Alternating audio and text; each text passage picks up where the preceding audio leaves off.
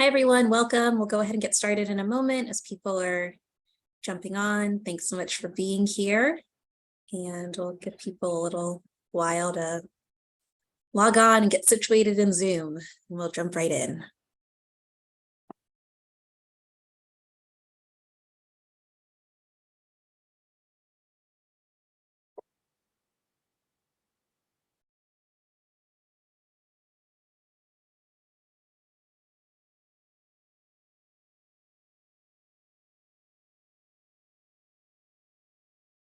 We'll give it another 30 seconds or so.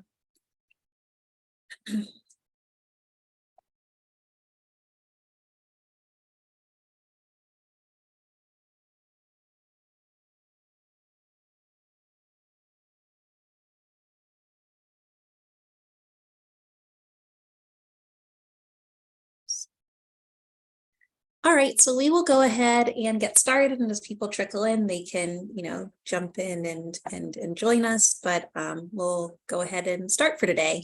So thank you all so much for being here. We are excited to welcome back our Colorado Safe Routes to School webinar series. Those of you who are here for the spring session, we are back for the fall with 3 more webinars this month, November and December. So we are diving right into data and evaluation today. This is something that we've heard a lot of feedback from you all as far as wanting to know more information, and something that we've been thinking about on our planning team. So excited to just get started talking about evaluation and some different strategies and ideas that you all can use in your data collection moving forward. So I'm Corey Johnson with Safe Routes Partnership. For those of you who might be new to our organization, we are a national nonprofit that works to advance safe walking and rolling, both to school and also just everyday destinations, and improving the health and well-being of people of all races, income levels, abilities, and disabilities. So if you're new to our organization, welcome, nice to meet you. And if you're somebody who's known us for a while, nice to see you, and thanks for coming back. The session will be recorded, so please feel free to participate in the chat box. We make sure that that's actually open for you all. Let's see. All right, so you should now be able to introduce yourselves and say hello. We'll also be recording this webinar, so we will send out a copy of the recording and presentation slides after our session, along with a survey. So please feel free to take our survey, let us know what you think, and keep an eye out for the follow-up materials. So as I mentioned, I'm Corey Johnson, Program and Engagement Manager here at Safe Routes Partnership. I'm based in Washington, D.C. Again, those of you who've been on webinars before probably have seen me. For those of you who are new, welcome. Feel free to introduce yourselves in the chat. Let us know who you are, where you're zooming in from, and your connection to Safe Routes to School. So whether you're a coordinator or a school champion, or just somebody who's interested, a planner, engineer, please feel free to introduce yourselves and let us know who you are and where you are coming from today. So we'll leave the chat open, and like I mentioned, if you have questions, put questions in the Q&A box, and any other thoughts or ideas in the chat box, and we'll have time for Q&A at the end. So just a quick overview of our agenda for today. We'll talk a little bit about why evaluation matters. I'll share some information about gathering data, what types of data to collect, some equity considerations as far as evaluation is concerned, how to work with community partners in evaluation, and then a little bit about telling your story using the data that you collect. As I mentioned, our webinar is being recorded, and all our resources will be shared afterwards. So keep an eye out for the follow-up email from me. So I wanted to start with a quick poll today, just to get a sense of where you all are in your data collection process. So I'm curious to know what types of Safe Routes to School data do you typically collect? Do you do parent-caregiver surveys, travel tallies, observations, walk and roll audits, focus groups, bike rack counts, free and reduced lunch data, or something else that might not be on here? You're welcome to put in the chat as well. So I'll keep this open for a moment just to kind of see where everybody is as far as data collection. I'm just checking the chat to see who's joining us today. Great, so some familiar names, some new names.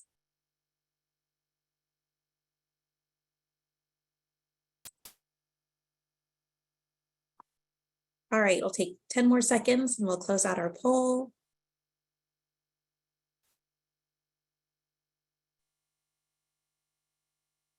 All right, so it looks like there's a nice mix. So people are collecting parent caregiver surveys, lots of student travel tallies going on, some observations and audits going on, less focus groups, but a few. And then we have bike rack counts, free and reduced lunch data, some demographic data. I'm curious, anybody who said other, what else you're collecting. That would be helpful to know, and I'll take a peek in the chat to see what you all shared. But great. I know that for those of you who are in Colorado, you're probably used to collecting some of this data as a part of your grant application process. And then I wanted to do one more poll. I know that data and evaluation can also feel challenging or daunting for people. I know that it does for me sometimes. So I'm curious to hear from you all. What might be challenging about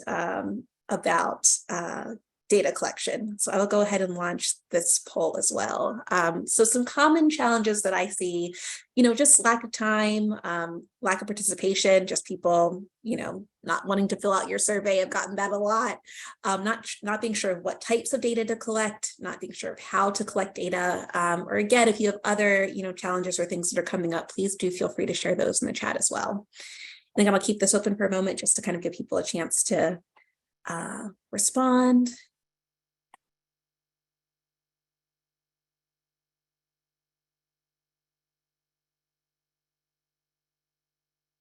Another 5 seconds.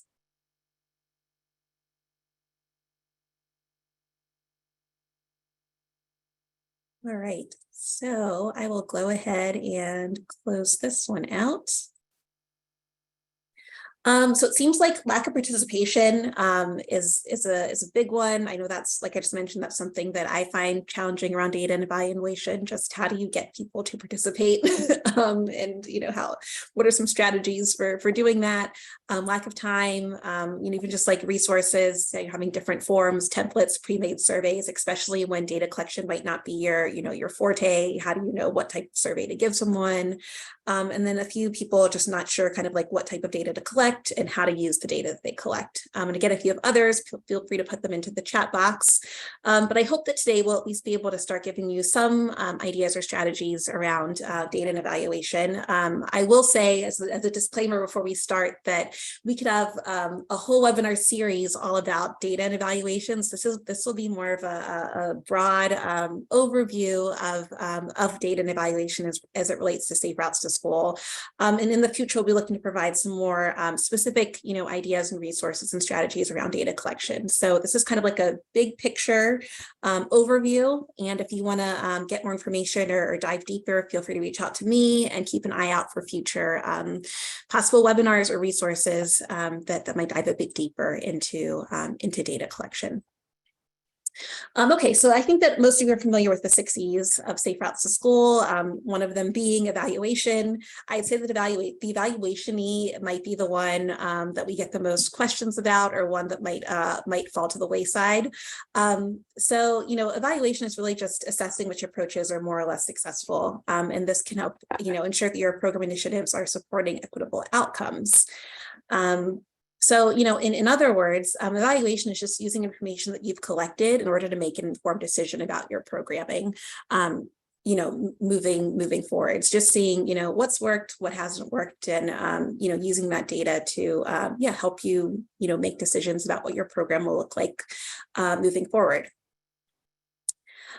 So just thinking about why evaluation might matter, why this is important. It's important for all kinds of reasons, from being able to hold yourself accountable to doing what you say you're going to do, helping to inform future programming, like I just mentioned, supporting equitable outcomes, so making sure that your programming is reaching who you want to reach, or that there aren't any sort of unintended consequences of what you're doing. It can help identify areas for improvement, allows opportunities for reflection. It can also highlight community priorities. It's letting people share, what it is that they want, what they need, what they care about. And it can also show gaps in community engagement. So again, that lack of participation piece, is definitely related to, to the engagement E as well. So thinking about who can be involved in evaluation, I mean, I'd say everybody from community members or safe routes to school coordinators or implementers, school staff, program partners. I found that with something like evaluation, it really is kind of an all hands on deck, both people who are participating and giving their feedback, but also people who are helping to coordinate that, that process. So whether it's distributing surveys or leading focus groups or analyzing your data, there's kind of a different role for everybody to play. And just thinking about like common common ways or common data points that you might see in safe routes to school, common data collection methods, student travel tallies, like I just mentioned, surveys, focus groups, observations, walk and roll audits, and even conversations with community members. Those are typical ways that we see people collect data around safe routes to school. Otherwise, there are obviously there are other strategies or data collection methods, but these are ones that we, that we tend to see quite frequently in safe routes to school programs.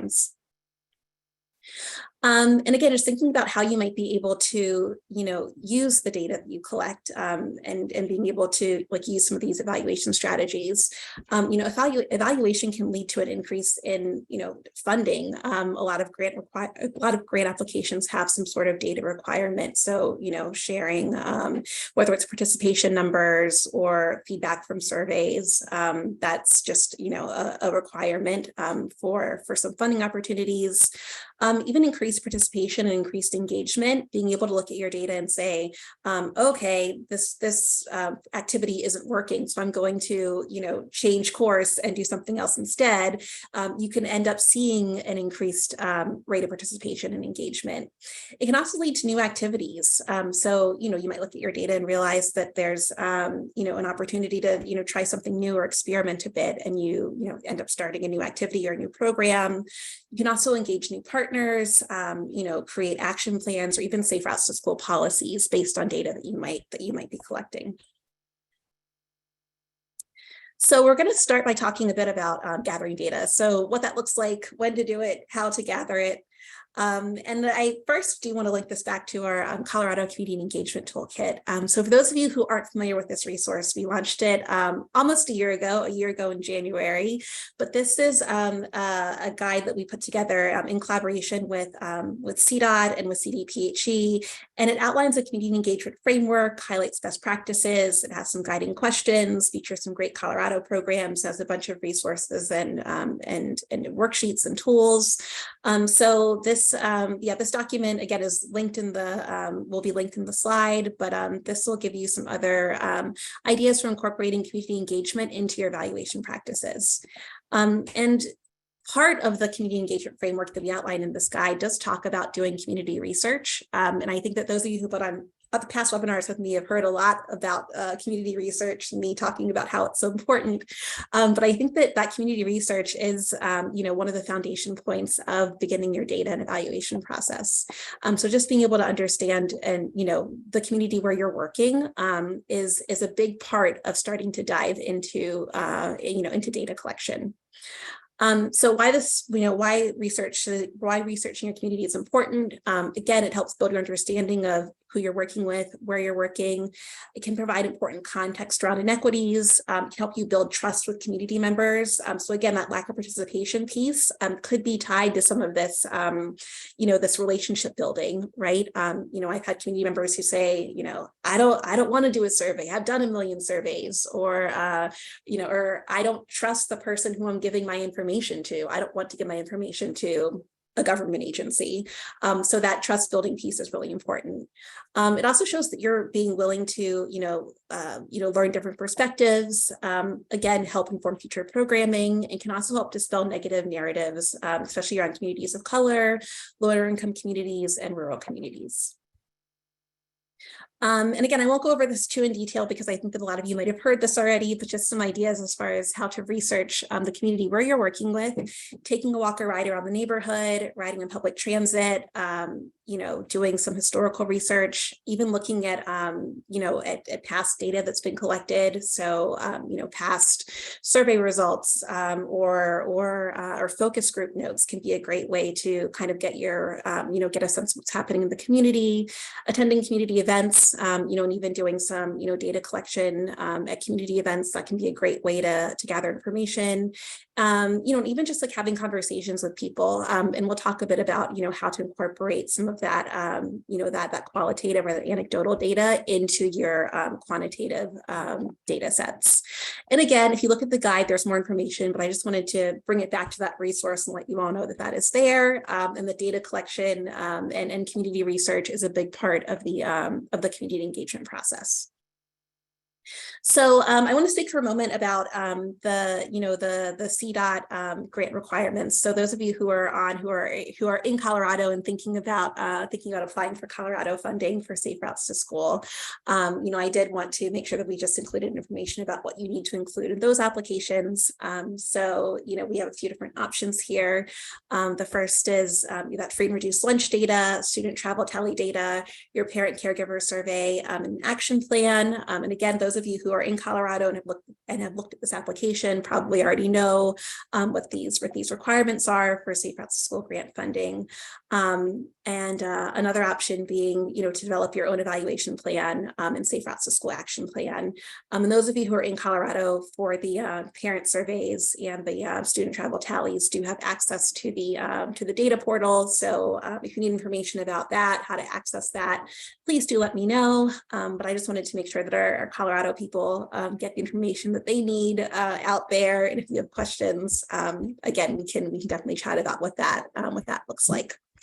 So speaking a bit more broadly about planning for evaluation, when we talk about planning for evaluation, we really talk about a few different things. So first, just what to measure, how to measure, and then when to measure. And I think that thinking about it in these steps can kind of make it feel a bit less overwhelming. So to get started with data collection, you really need to think about, well, what's your program goal and what activity are you trying to do that will help you reach your goal? So having some sort of concrete goal or activity in mind is really important. Otherwise, your data is not, it's not linked to anything. It's just like this nebulous concept. So having a concrete goal or project in mind is really helpful. And for those of you who are applying for grant funding, I assume you're applying for funding, that's related to a specific project or goal. So you should already have something, have something in mind. So I'm going to use the example today of a walking school bus program. So you'll, kind of see me come back to this, example a few times in this section. So I just decided, okay, my program goal might be to increase the number of students walking and rolling to school. So maybe I'm in a community where a lot of students are driven or take the bus to school. And so I want to implement as a walking school bus program to help increase those rates of students walking and rolling. And I'll do this by having every Wednesday, I'll run a walking school bus program as a part of my school's Walking Wednesday initiative. So this is just my example program activity that I'll kind of use to share about what data collection can look like.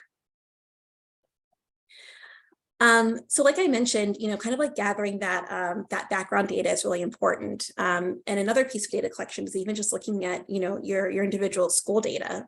So if you're working on something, at a school or a group of schools, you might want to look at things like what's the student population, race and ethnicity data, free and reduced lunch, like I just mentioned, what languages do students speak, gender, disability, even looking at the current infrastructure around campus. And this might be a time where you need to partner and engage with your, school staff, school district staff. Like I mentioned, data is a kind of a all hands on deck thing. So there might be some, information that you don't have access to or don't know where to find. So reaching out to those partners is really helpful. And again, this gives you a lot of really important information just about who you're working with and where you're working. So even something like language, if you're, want to distribute a survey, you need to know what languages people speak so that you can have the survey available in those languages. So a lot of this is, practical as well.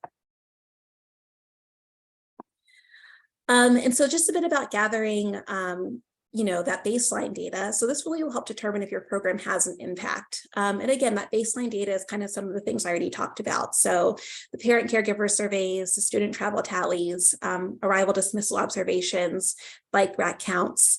And this is data that you want to gather before your program activity starts. So you need to make sure that you have data that you can, measure, you see if something to measure against later on when you're trying to see if your program had an impact. You have to know where it is, where you're actually starting. So again, going back to the walking school bus example, if I want to increase the rate of number of students walking and rolling to school, and I'm going to do a walking school bus program, I might gather baseline data using student travel tallies and parent surveys. And that might show, just as an example, that 3 students are currently walking and rolling to school. And in my baseline data, I also gathered some information about free and reduced lunch and race and ethnicity. So I can see that in my school, there 61% of students receive free and reduced lunch or free and reduced lunch eligible, and 64% of students are non-white. So again, this is just an example data set, like I mentioned in upcoming webinars. Hopefully we can kind of show this with some real examples, but this is just giving you all a broad overview of what evaluation can look like. So these are not real numbers. So next, what you really want to start thinking about is what to measure. And in order to know what to measure, you have to know what your program objectives are. So your program objectives, they link back to the overall goals. You have to have an objective that's measurable, that's accurate, that's fair, and that's challenging yet achievable. So you want it to be like so easy that you can achieve it right away, but also not something that's just totally impossible to do or to accomplish. So you really have to kind of strike the right balance there. As far as determining what your program objective might be, there are lots of ways you can think about what you want your program to do, what objective it's addressing. So is it safety? Is it changing mode shift or mode share? Do you have a health objective? Is your objective related to education or attendance, knowledge or cultural shift, or even just general program outputs and general effectiveness? So, is what we are doing working? So again, going back to the walking school bus example, we have our goal or activity, we have our baseline data collected, and I'm going to choose a mode shift objective. So for this program, we'd like to see 25% of students walking to school, walking or rolling to school by the end of the first semester. And again, thinking about an objective that is measurable but also achievable. If we know that 3% of students are currently walking and rolling, we don't want to make our mode shift objective like 80% of students will walk and roll to school in the first semester, because that's probably not a realistic expectation or objective. So you need to make it something that's aligned with the baseline data that you've already collected, and thinking about implementing your activity, implementing your walking school bus program, a 25% walk and roll participation rate could be something that's that's doable. Challenging, yes, but could be something that could happen within a semester. Oops. Go back a bit. Okay. So thinking about common data collection methods, like I just mentioned, again, those travel surveys, student tallies, observations, listening sessions, and informal conversations, we see these a lot. If I'm thinking back to my walking school bus program example, and I know that I want to increase, have 25% of students walking and rolling to school, I might choose the following data collection methods. So the student travel tallies, parent caregiver surveys. I'll also look at participation numbers, and also I'll do some observations to kind of see, how students are getting to school. So like I mentioned before, when you're thinking about how you're going to collect data, you want your data collection methods to reflect the objective that you're trying to reach. So for example, if you have a safety objective, maybe you want to reduce the number of injuries and fatalities, you might look at crash data. CDOT has crash data available. You might look at local data from a police department, hospital, your MPO or regional planning organization. They might have some of that data more related to to injuries and fatalities. As far as perceptions of safety, you might want to look at parent caregiver surveys. mapping activities. Some of you might be familiar with the Place It mapping activity where people can, build models of their, preferred route to school. Something like that, a bit more hands-on could be an idea. Even something like an observation or walk and roll audit can give you some, can be a great data collection to reach a safety objective. As far as mode share or mode shift objectives, things like student travel tallies, your parent caregiver surveys, bike rack counts, walk and roll counts and observations, all of those are ways to collect data that can link to a change in mode of travel. So again, the walking school bus example, I said, we'll collect some student travel tallies, we'll do parent caregiver surveys to see if people are actually shifting from driving students to school as opposed to more students walking and rolling to school. Some of you might have health objectives, and so increasing rates of physical activity or decreasing asthma rates or other health objectives.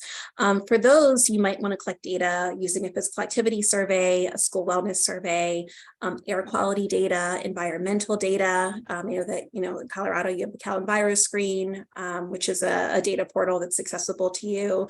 Public health data. I'd say that for health data, reaching out to your public health partners is a great idea. So if you haven't already done so and you have some health objectives you want to reach as part of your program activities, connecting with public health partners is great. Again, data is all hands on deck. So reach out to those partners if and when you need them. For attendance and evaluate and education objectives, looking at school attendance monitoring, on-time arrival monitoring.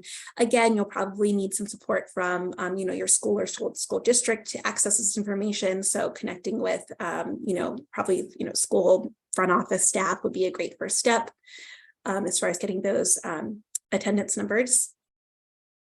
And the knowledge and cultural shift. So pre and post educational activity assessments in order to see, did students learn anything? Did they gain any sort of knowledge?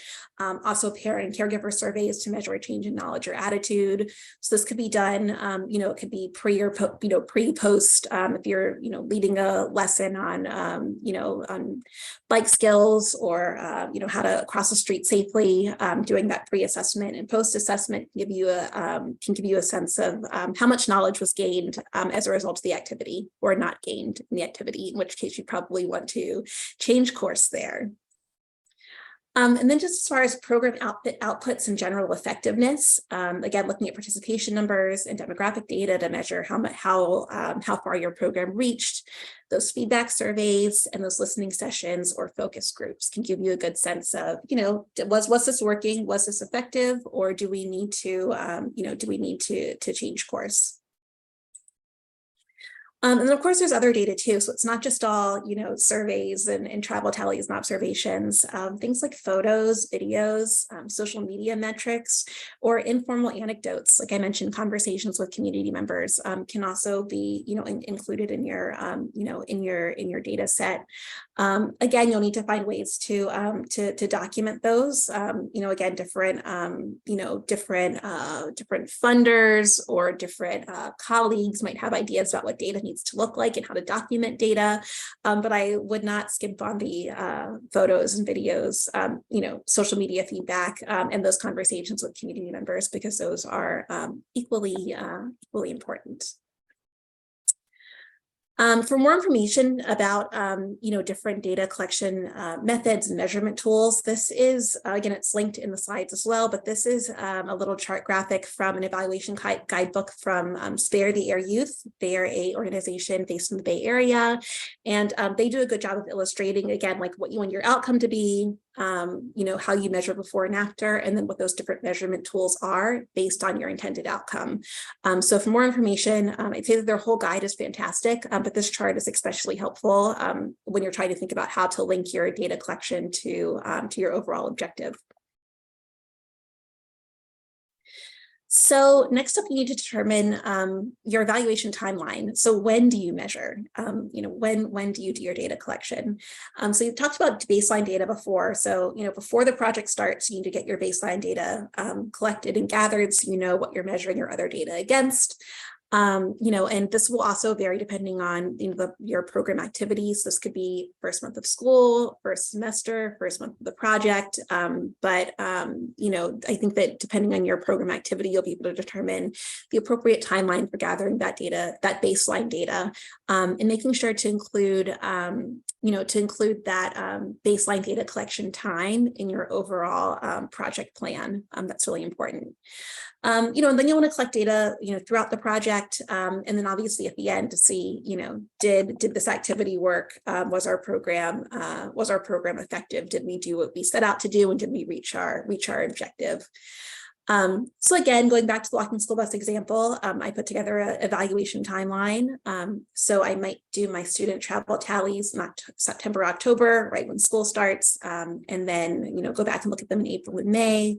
With my parent caregiver surveys, same thing, do some in September, October, and then go back and look at them again in April and May. I'll also try to collect monthly participation numbers and then do some observations once a quarter. And again, these are just example. This is an example timeline. This will all depend on everything from what your program activity is, time of year, weather, your capacity to collect data, who's helping you out with all of this. So it really depends on your specific situation. So this can look different depending on what it is that you're doing. As far as other data collection considerations, I would also say, like I mentioned, making sure that you're aware of your grant or funding requirements. There are some grants that are very, very clear requirements around data collection, so take a look at those as part of your application, and make sure that you can actually, do the data collection that's required. Or if you need some assistance, make sure that you have time to, reach out to partners and get some additional data collection resources. Being able to coordinate with school staff, whether that's, like I mentioned, just getting school-wide data around free and reduced lunch, for example, or even just getting permission to, do observations or to survey families. There are some schools or school districts where, surveying parents and families is difficult and you have to go through lots of different processes. So knowing what those requirements are is really helpful. Also thinking about volunteer time. So, like I mentioned, data collection, all hands on deck. So if you're doing survey distribution, or if you're leading a focus group or collecting stories from families, who can help you out? Can you have some volunteers who can assist you? Time of year or weather. So again, like with the walking school bus program, if I'm, gathering data at a time where it's really rainy or snowy, how will that impact my overall, overall data set? Age of students, so a 7-year-old talking about their experience walking or rolling to school might be different than a 17-year-old. So thinking about how age will impact the data that you gather, and different students' ability to to give feedback, making sure that that's age and ability appropriate. And of course, there's data and evaluation fatigue as well. Like I mentioned earlier, I've had some people who just don't want to do any more surveys or participate in any more studies because they've done a lot and they haven't seen a lot of change in their community, or they're just tired of getting surveys all the time. So kind of be aware of where different people are as far as, participating in data collection and giving feedback. That's definitely important consideration as you're putting your data and evaluation plan together. Just some, additional data collection resources. So Sonoma County in California, they have they put together some very simple Google forms to help collect data. So again, that's linked here. I definitely take a look, and Google Forms is something that might work for your for your data collection. They have a great example of how you can do this very simply.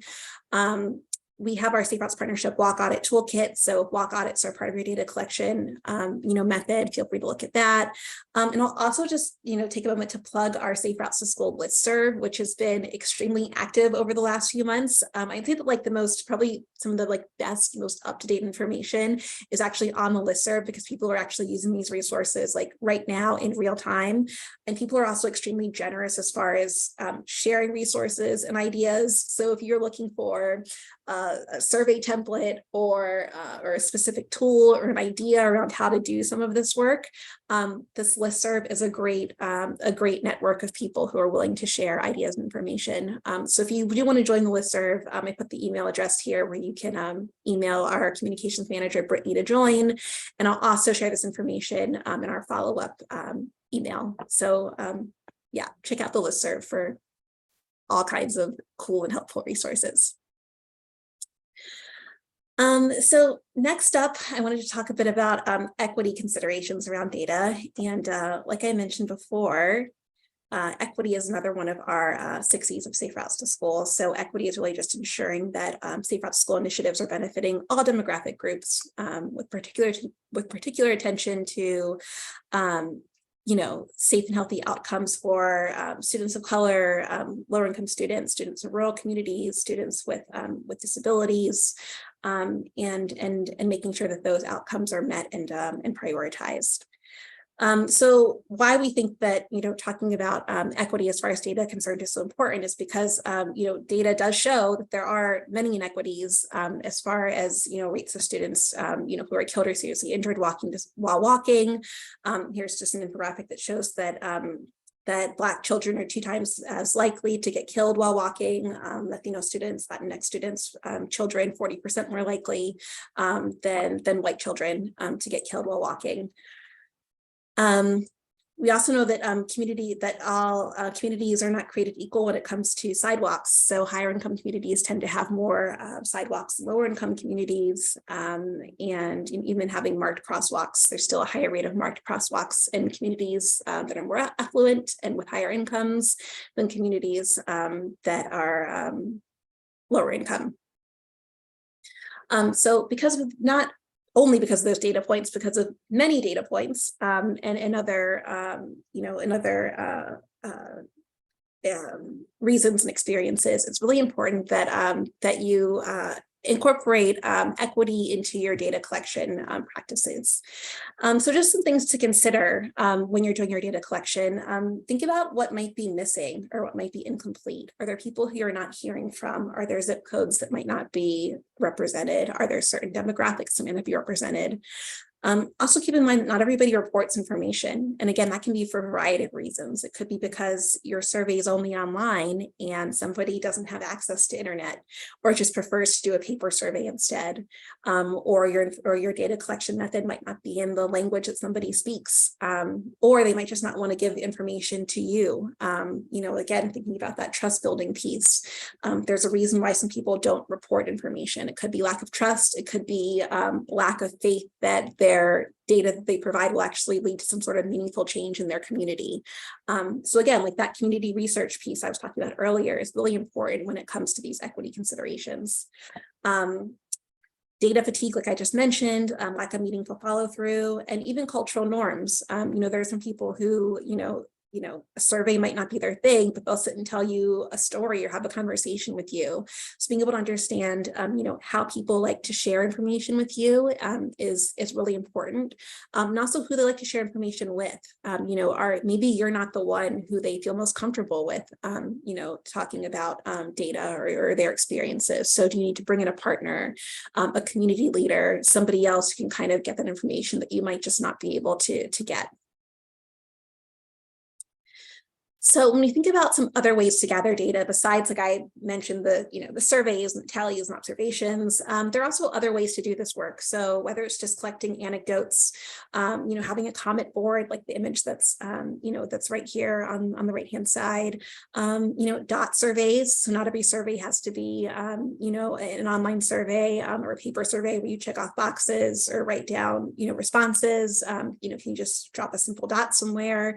Outreach tabling. So just being out, talking to people, looking at event participation numbers, how many, maybe you're at an outreach event and you think about how many people, come to your table, how many people leave a comment, and walk audits, like I mentioned, apart from just having that, data about, the state of the road or the route that you're walking and rolling, also being able just to be out there walking around with community members and sharing ideas and stories and talking to people.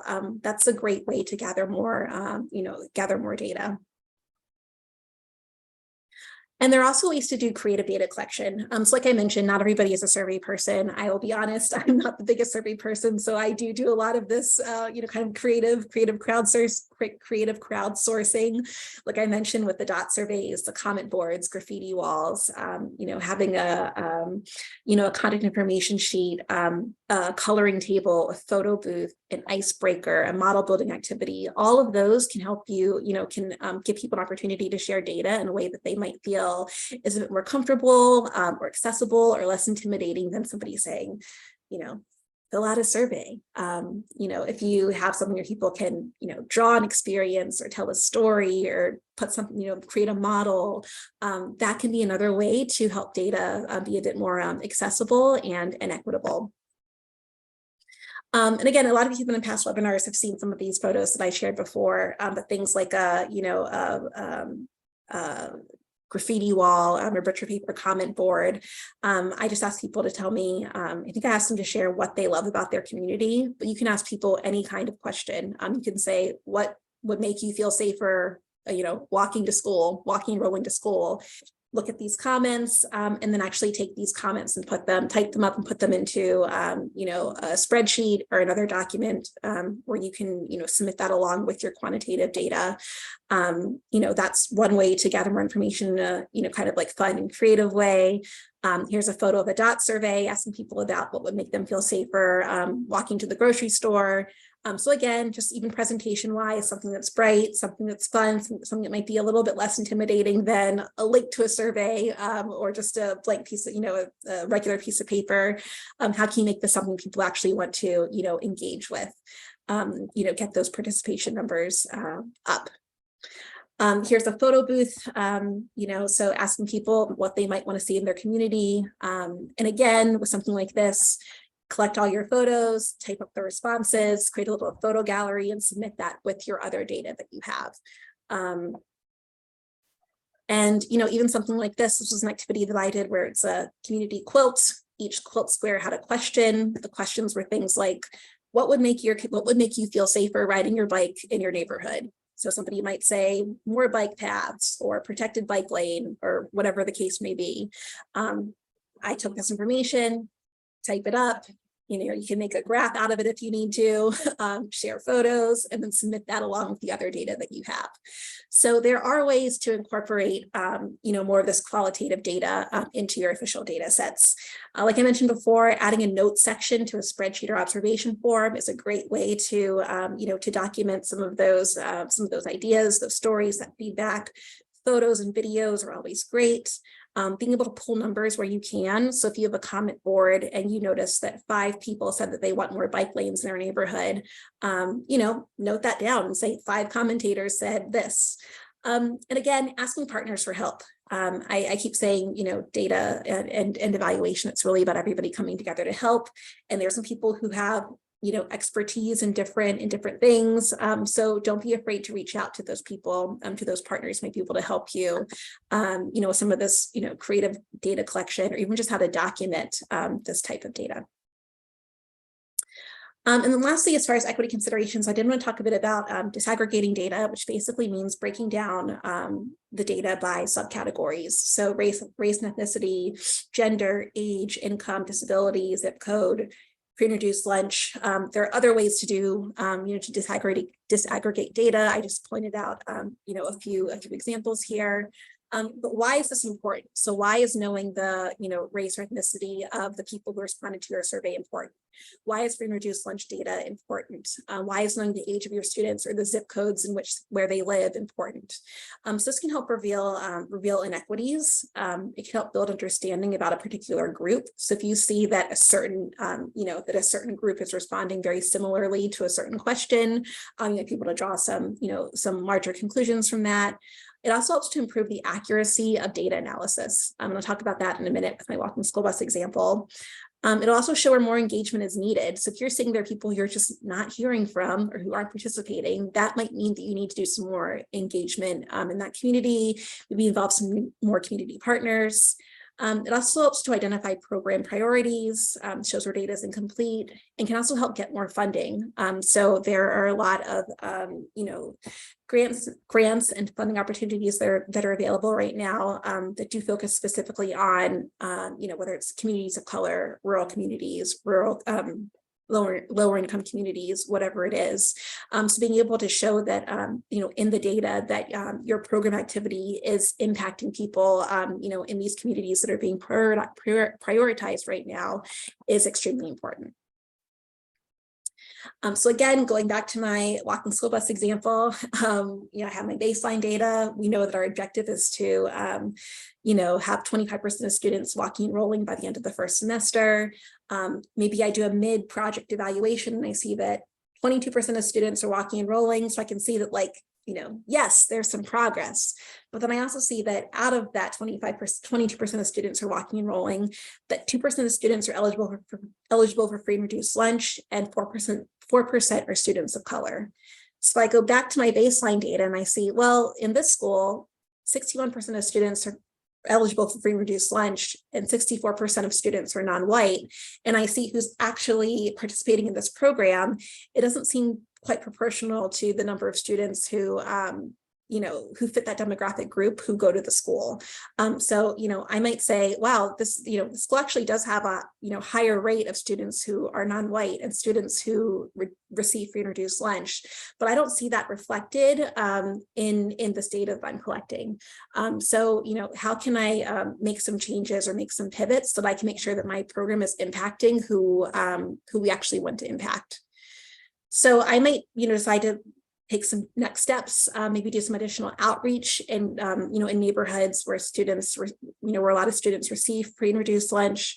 I might want to do some more volunteer recruitment, maybe to get, volunteers to, lead walking school bus routes in these different neighborhoods and communities. And maybe also just connect with the parents and students and families who are participating in the program and seeing, why are you participating? What might get other people to participate? Because again, I want my numbers to reflect, more of the student population that I'm trying to reach. And as you can see down here, that those numbers aren't necessarily matching up. You would expect that with having a high number of students who receive free and reduced lunch and who are non-white, you would want a higher rate of the students participating in your program activity.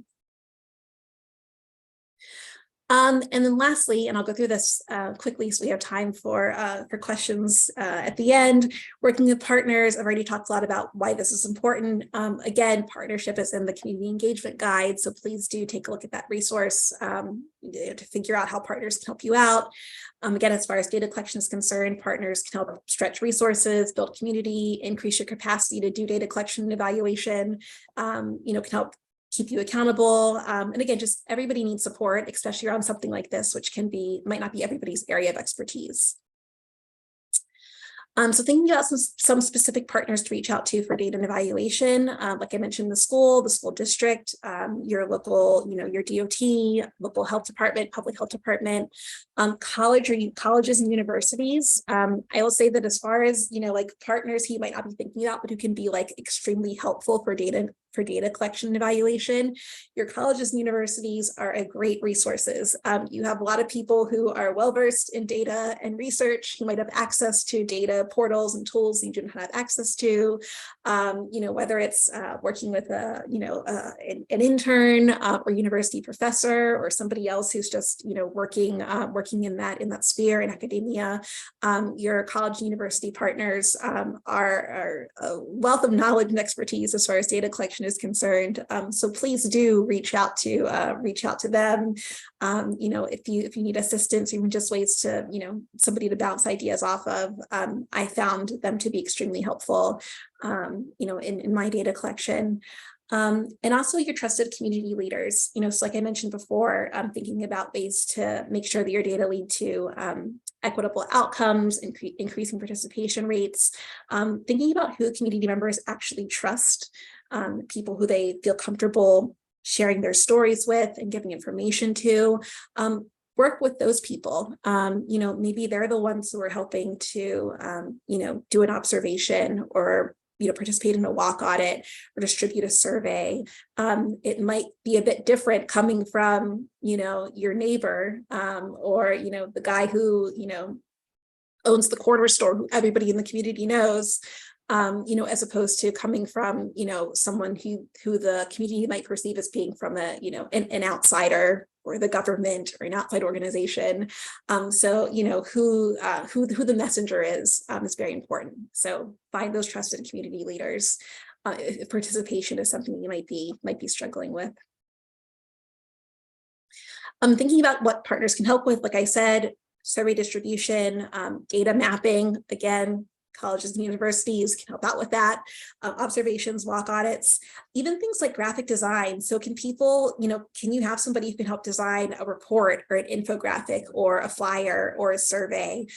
That's something that a partner can help with, whether it's a communications partner or a graphic designer or somebody else who kind of has those visual skills. Those are all people who can be a part of your evaluation process.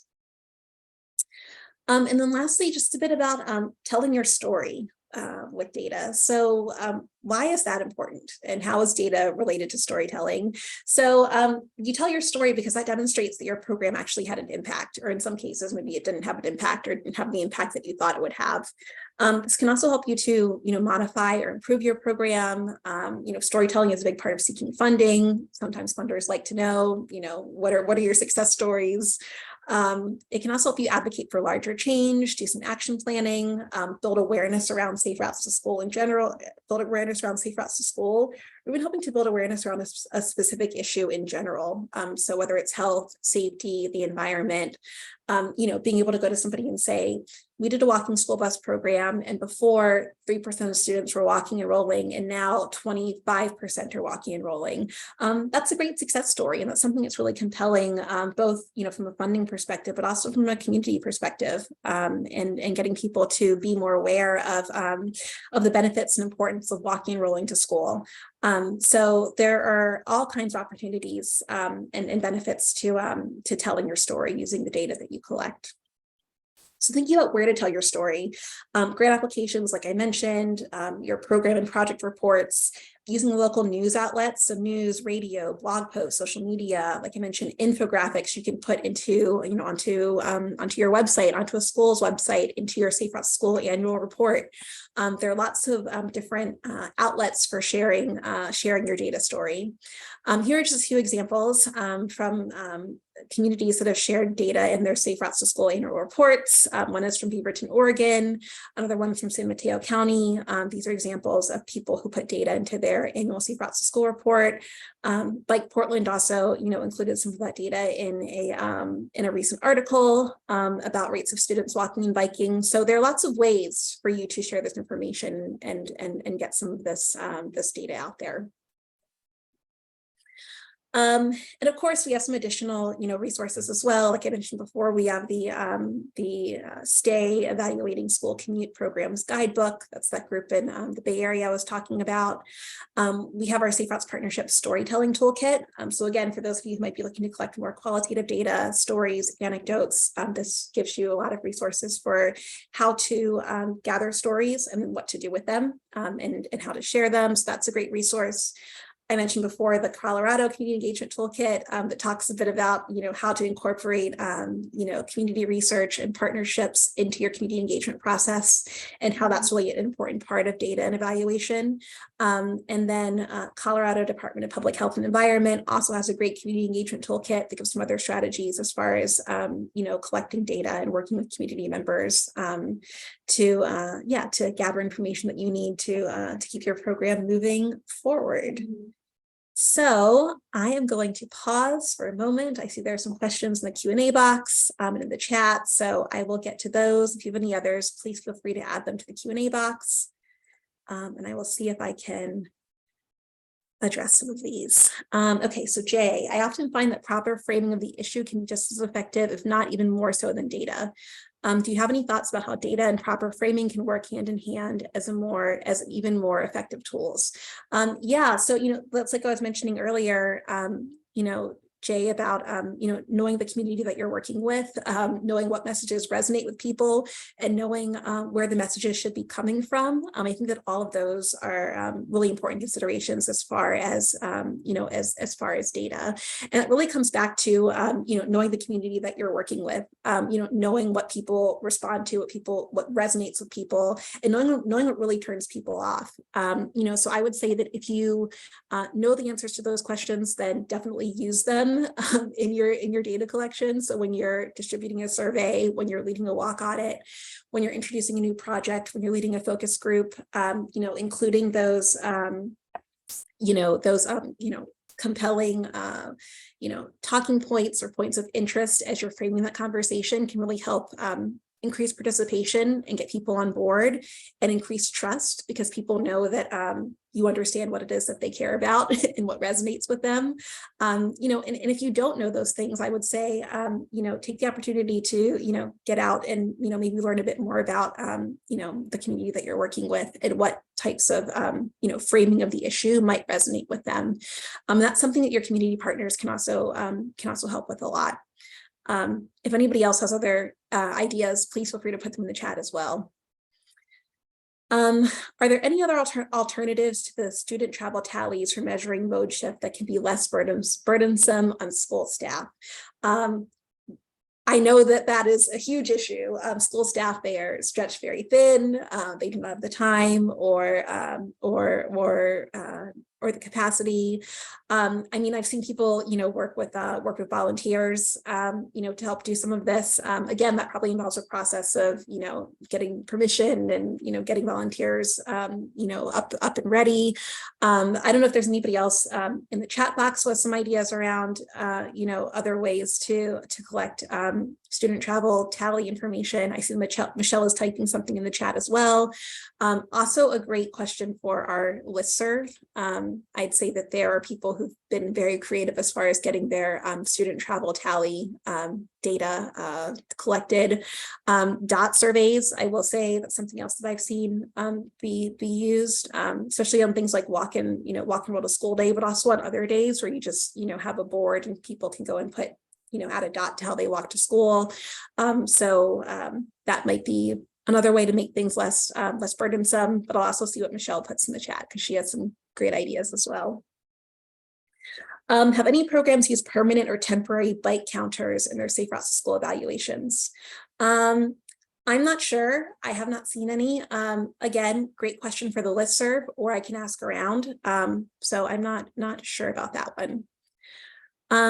Nancy asked, what if our community has no existing sidewalks? How do we get proper data? Well, I'd say that having no existing sidewalks is already some data. So that like there are no sidewalks around. I think that's helpful.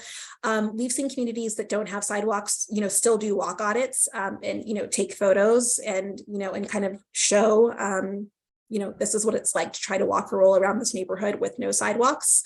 And actually inviting, their local planners, engineers, other decision makers to go on those walk audits. Now people actually walk on the street without sidewalks. That tends to be a very, compelling and illuminating experience. Just being out there walking around, knowing how hard it is to do that without a sidewalk. We've actually seen some communities get funding, get infrastructure funding to build sidewalks in their community where there weren't any before. So I would say, if you feel comfortable to do so, to still go ahead and, do those observations, do those walk and roll audits, invite engineers, planners, other decision makers out there to see what it's actually like, on the ground where you don't have sidewalks. And I found that to be a pretty effective method of at least advocating for, for larger change. But yeah, that is already a data point, just saying we don't have sidewalks. Let me check the chat box as well. Let's see. I have a few questions about the recording. Yes, we will share the recording afterwards and the slides. And Michelle has been sharing some links in the chat box here. There are other people who are willing to, share resources and ideas. If you have other resources you'd like me to share out after this webinar, please do send them to me and I can put them in our follow-up email. I'd be happy to do that. Any tips or tools for people using ongoing data management and analysis with the data portal going away? Yeah, so Kayla, we've had some communities that have tried to create their own. That I think that the Google Forms that I shared from Sonoma County, that could be a good template for looking to create some of your own tools. Obviously not the same thing as a full-fledged data management system. Those systems can often be pricey or just a bit much to manage. People have done so. And again, another great question for the listserv, and I can also send you some additional resources.